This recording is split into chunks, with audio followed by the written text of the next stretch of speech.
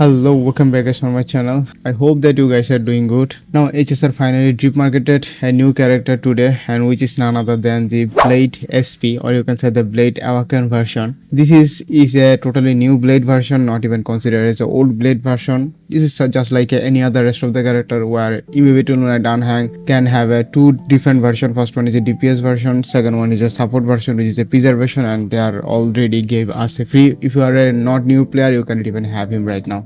So the Blade SP version, or you can say the Awaken version, is currently very much of a hype one, because back in the days in 1.0 when we were doing the story quest, especially Jiao Lofu, Blade was appeared in front of the Jing one, or you can say the mid one, and he just created a total of a image of him that he is a battle maniac, or you can say the revenge maniac. Whenever whatever just totally comes through his way, he just totally shattered through, just because of he just completed his revenge, and his way of talking and his way of decision was very much popular among the people of HSR, and people just become a fan of him. So right now, after that, when the character was released of Blade version, or you can say the base version, he was considered as a good one, but after some time later the power creep was start to happening, and he does not even hold any kind of value. Well, after the update which already happened like few patches ago, or you can say the few months ago, which is a Nova Flare buff, the HSR developers started to do old characters giving them a proper buff. Some character got a huge buff, some character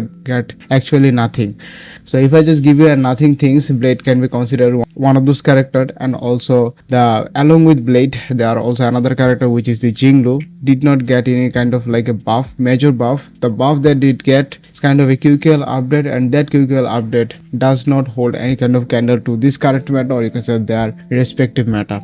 So for that reason, all I wanted to say is that this is a pretty much a good one. Anyway, the main thing is that this new Blade version, which is a Nihility version, in our previous Blade version he was considered as a destruction character who can shine only for the 3 target characters. Well, any other destruction character is similar to that. Well, one character who is not even like a similar, which is the Feynon. Feynon might have a skill of a 3 target, but when it comes to the ultimate, or you can say that when it comes to hold his enhance attacks, he just gives a bounce attack to all over enemies. So it is what it is. Now the Blade SP is considered as a Nihility fire character, which already officially revealed by the Hoovers, and most of the leakers, especially the data miners who already data mine that Blade going to have another version of it, and people were so much crazy over it, and they were kind of skeptical that are the Miho are going to reveal their character, which is a Blade, later or sooner. But the Miho is totally drip marketed to all the fans just like us, and gave us a detail, or gave us a kind of a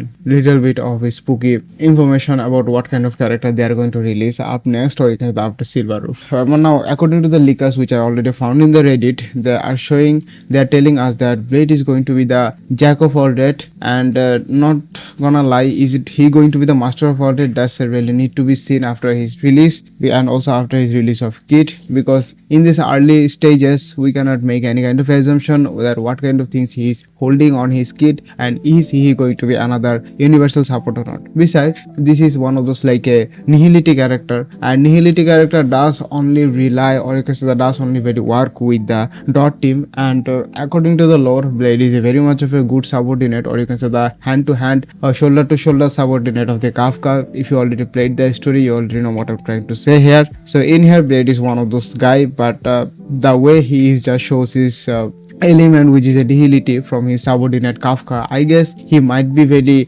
much of a good with the dot characters. That's totally my assumption, and also I have no idea what kind of things he's going to be, but that's totally my take, so don't take it seriously. So according to the leak, they are telling us that he's going to be like a universal support, just like the Trivi and also other characters. If I give you a very much of a close existing character who can be as a universal support, which is going to be the Cypher Catgirl from the Amorphous. This Catgirl is also can be considered as a very much of a highly universal character, because what she does is a slapstick for your damage vulnerability towards your enemy.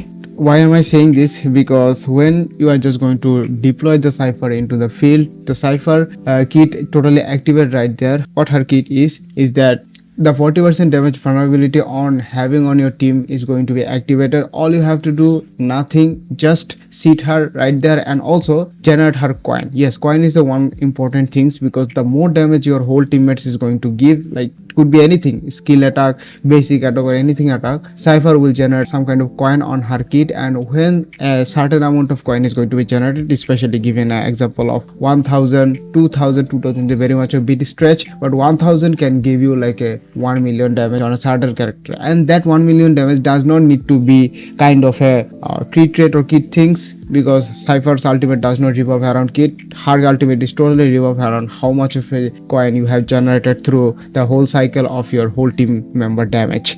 So when she is going to deploy her damage, she just do the 1 million damage without any kind of relying her kit, without any kind of defense rate, anything else, because her ultimate is a main damage source of a true damage.